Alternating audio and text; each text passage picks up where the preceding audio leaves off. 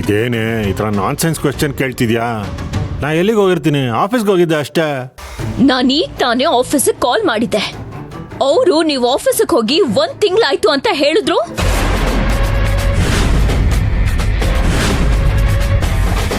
ಒಂದು ದಿನ ನಾಮಕಾವಸ್ಥೆಗೆ ಅಷ್ಟೇ ನೀವು ಆಫೀಸಿಗೆ ಹೋಗಿದ್ರಂತೆ.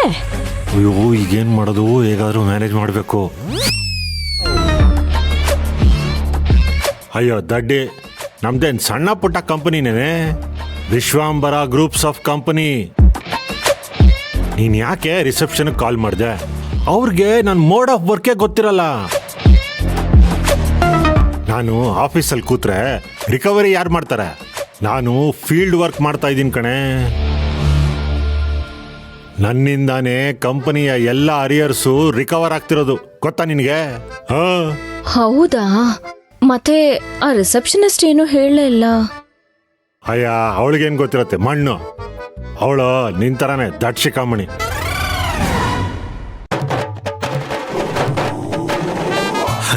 ಅದು ಫ್ಲೋ ಅಲ್ಲಿ ಹಂಗೆ ಹೇಳ್ಬಿಟ್ಟೆ, ಸಾರಿ.